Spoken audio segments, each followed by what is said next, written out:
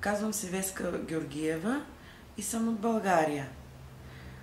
Когато дойдох отначало тук, бях незаконна. След една година излезе закон и се узаконихме.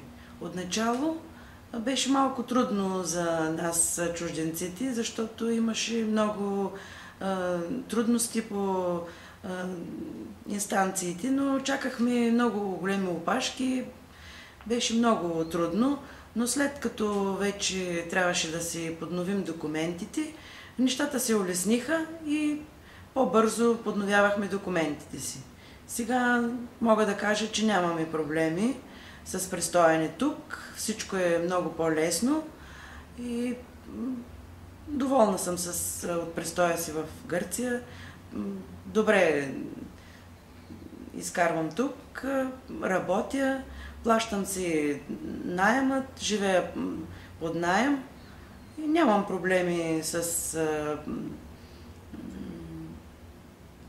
демархията. Доволна съм от Елада.